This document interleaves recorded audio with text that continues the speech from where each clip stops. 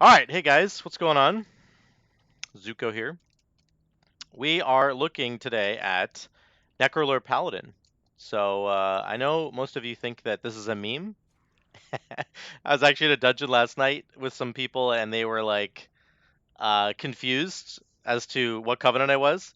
And I think I've been fleshcrafting like the entire night and they still didn't realize that I was Necrolord till the very end. So, somewhat of an endangered species here, but I'm going to talk to you today about why it's good and what it brings to the table and why it's just like a ton of fun to play with. So we're looking at Holy Paladin first. So let's look at the ability. So obviously you get Fleshcraft, which I think is incredibly strong and very, very good on its own. But we're going to talk about Vanquisher's Hammer. So what does it do? This is your Covenant ability. It throws a hammer and it deals damage, and it's going to empower your next Word of Glory to automatically trigger Light of Dawn. So for those of you who don't know, for Holy Paladin, Word of Glory is your big single target heal, and Light of Dawn is your AoE heal. So you're going to start, and you're going to throw this hammer, and it's going to do some damage. Once you have enough Holy Power, you press Word of Glory, and it triggers Light of Dawn. So there, you saw it there. It just went off. We'll show it again. Here we go. Word of Glory, Light of Dawn. Now I just got a couple of procs, which we're going to talk about in a minute, because that's like the crux of this build and why it's so good. So it's pretty cool. I have on its own, this is a 30-second cooldown. I have a legendary that's buffing it right now, so I just want to give you guys the base value of this. Vanquisher's Hammer just throws one hammer, and then it buffs your next ability. Your next Word of Glory will trigger Light of Dawn for extra healing. If you take the legendary for Necrolord, which I think if you're going to do this build, you must take the legendary. I think Vanquisher's Hammer on its own is a little weak. It's a little bit weak for sure. But if you take the legendary, it makes it quite strong. So the legendary gives it an additional charge. You can see I've got 2 charges down here. And then it also triggers an additional ability. So every time, instead of just throwing one Vanquisher's Hammer and getting one buff, so your next Word of Glory triggers Light of Dawn, you get 2. Your next 2 Word of Glories will trigger an additional Light of Dawn each. So I'll show you what that looks like. We get up here, we build some Holy Power. Vanquisher's Hammer also gives you 1 Holy Power, which is really great. Okay, we've got 5. So we're going to press Word of Glory, get the Light of Dawn proc, go again, Word of Glory, Light of Dawn proc. We got 2 of them. Then we have another charge. We can throw Vanquisher's Hammer again. Keep going. Let's do round 2. Word of Glory, Light of Dawn proc. And then one more time, Word of Glory, Light of Dawn proc. So you can see that's the full, and it's almost back again. So this buff is up, like, if you're in a dungeon, it's up for the entire time. I'll show you. I was doing a Sanguine Depths here. And I'll just show you. I'm going to talk really quickly about this Light of Dawn healing. So this Light of Dawn healing in this dungeon, I only hard cast Light of Dawn 10 times through the entire dungeon. I actually don't even think I cast it that many times, but the game says I did. So it hit 466 times, which that's just because it hits multiple targets at once. Let's look at how many free Light of Dawns we got. Remember, this Vanquisher's Hammer, it makes your next Word of Glory just automatically trigger Light of Dawn for free. So we can look at that by looking at how many Vanquisher's Hammers I threw. For the entire dungeon, I threw 46 Vanquisher's Hammers. And each Vanquisher Hammer gives me 2 Light of Dawns for free. So I got 92 free Light of Dawns. That's how much we got. That's a lot of free healing. First of all, that's just a ton of free healing on your group. 92 free spells. But really, what makes this incredibly good for Holy Paladin is Divine Purpose plus Awakening. So Word of Glory and Light of Dawn have a 15% chance to give you Avenging Wrath anytime they go off, including these free Light of Dawns that I had going off. Divine Purpose is the same, 15% chance whenever you use a Holy Power ability that you'll just get your next one is free and does more healing. So like these 2 talents combined are absolutely insane for this build because you're getting so many free casts that all have a chance to proc Divine Purpose, and they have a chance to give you wings for 10 seconds, which like is really, really good. So we get going here. We're going to see if we can get it. Here's my first Word of Glory. Didn't get it. That's okay. We keep going. Go again. We got a Divine Purpose proc. There we go. So we're going to Vanquisher's Hammer. We're going to build this up. Word of Glory. We got a Wings proc. And And a Divine Purpose proc. And our wings is still going. We can keep this going if we want. Obviously, you can just get this normally. Having these talents are already good. But look, our Vanquisher's Hammer's back again. We're going to throw it. Cast Word of Glory. We got wings again. There we go. Keep going one more time because we have one more buff to consume. Didn't get wings that time, but that's okay.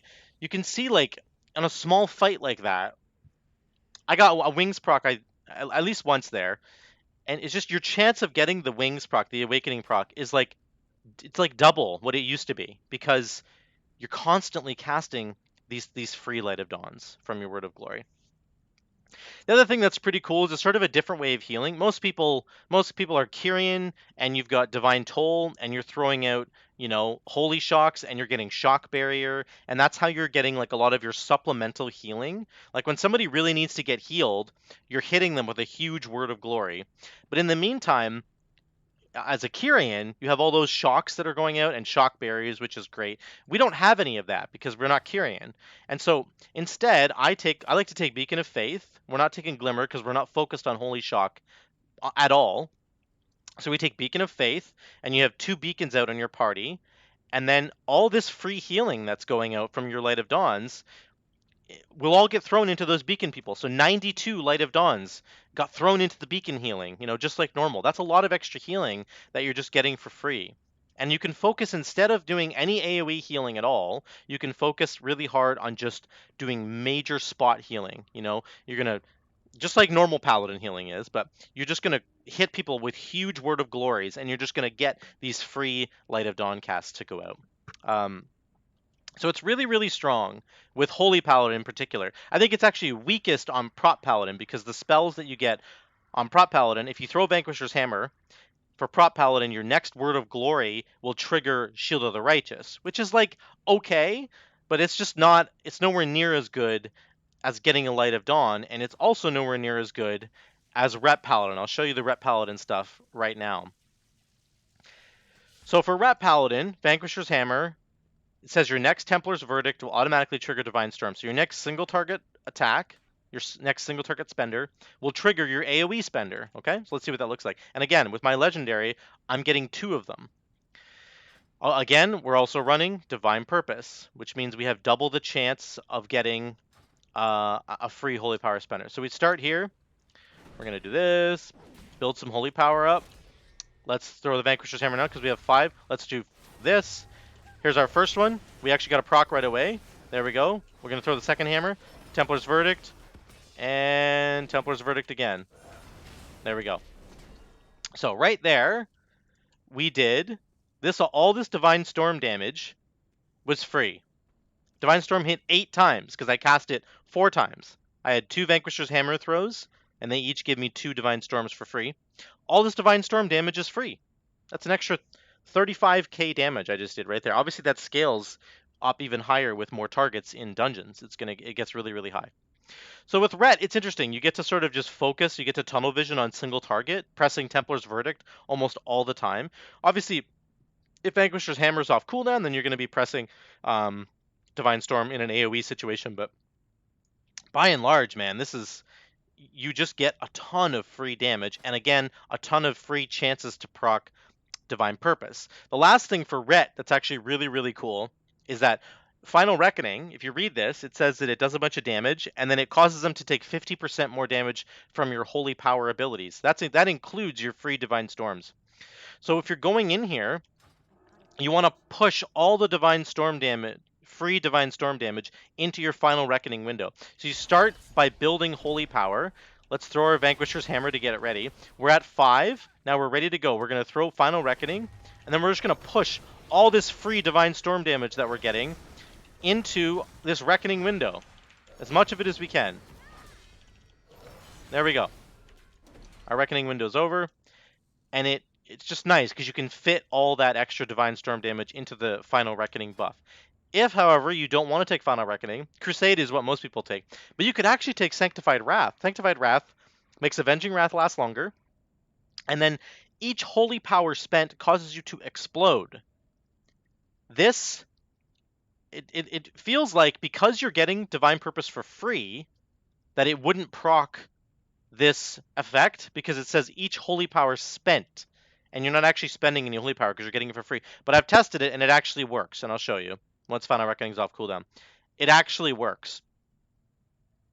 All the free Divine Storms that you get from your Vanquisher's Hammer, they will trigger an explosion as well. So you hit them with Templar's Verdict, that triggers an explosion. Your Divine Storm goes off, that'll trigger another explosion for this. So I'll just show you. We will do this here. We're gonna pop wings. Here we go. Throw Vanquisher's Hammer. Trigger. Trigger. Here we go. Here we go again. Trigger. Trigger. There, that'd be all the buffs right there. We were doing up to 12k there. So, Divine Storm again, those are all free. Sanctified Wrath, how many times did it hit? It hit 6 times. Even though I only cast Templar's Verdict a few times. I think that's actually bugged, how many times it hit. I didn't cast 6 Templar's Verdicts there, right? I only cast 4. And I must have only been hitting the one target there, but bottom line is this exploded multiple times extra because of the Divine Storm procs that I had. Now again, most people don't take Sanctified Wrath, so like whatever. But it works with all 3 of these bottom talents. Obviously it works with Crusade, and it also works with Final Reckoning. You can fit all the extra free Divine Storms into that Final Reckoning window. But you could also take Sanctified Wrath and get this cool explosion thing going on. So that's that. I'm gonna look really quickly at what soulbinds you want to take. I actually would take Plague Divisor for Ret Paladin because you get 120 free mastery, and that's just like 5% more damage. Everything you do is holy damage, so that's just more damage. For Holy Paladin, you can take this as well. I think this is perfectly fine. Kevin's Oozling is really good for Ret because it gives you 10 seconds of 6% more damage. So whenever you cast Vanquisher's Hammer, you get 6% more damage for 10 seconds. Vanquisher's Hammer I'm casting it all the time, you know. So on Ret you would want to space out your Vanquisher's Hammers a little bit to try and maximize the Oozling buff, but it just this buff is up all the time on Ret. The healing from Kevin's Oozling is kind of negligible, doesn't really matter, but the damage is good, and the damage for Holy is good too. You can take Emony as well. This is fine. The strength boost is fine. The pustules are actually really good for damage. When I was playing Holy, the damage I got from the pustules exploding was really, really good from Fleshcraft. So that's good. Bonesmith's kind of useless. I just don't think he's good at all. There's a crit node here. After landing 10 crits, you get more crit. I mean, it's okay, but your wings uptime is high on Holy Paladin because of the Awakening proc I was talking about. So you just don't even need it, to be honest. But anyway, that's it for Necrolord Paladin, guys. I just want to say that it's probably, I think it's very, very, very strong for Holy Paladin. I think it's very strong for Ret Paladin. I think it's okay for Prot Paladin. The other bonuses of being Necrolord for Prot Paladin are worth it in my opinion in terms of tankiness. Ultimate Form is disgusting. The Mastery is good. Mastery is always fine for Prot Paladin. That's like damage, that's Consecration, DR, and block value. So Mastery is great. And then Kevin Oozling being there, giving you more damage, that's fine too. I think Imeni has this. You can get the Magic Shield. It's much, much bigger on Prot Paladin. Instead of it being 7k, it's like, I thought it was like 11k or something. I'll look at it here. Resilient Stitching's pretty great because you don't have magic reduction. Yeah, it's 12k Magic Shield when you're a tank. The pustules are okay. I had a hard time proccing them in packs. But just overall, Vanquisher's Hammer, I think, is really, really good. I think the Legendary is good. This is going to get better in 9.1.5. They're actually buffing the damage of Vanquisher's Hammer. So there's a conduit really, really quick for Vanquisher's Hammer. This makes it do more damage and it heals you. The base value of this conduit is 20%. I have the 213 version, so it's 30%. But the base value is 20%. In patch 9.1.5, that 20% value is going up to 100%. So this conduit will make Vanquisher's Hammer do 100% more damage. So like, if you just look at my damage breakdown on the Sanguine Depths that we did, again, Vanquisher's Hammer only did 168k overall. If you add 80% more to that, 20% plus 80%, that's 100%.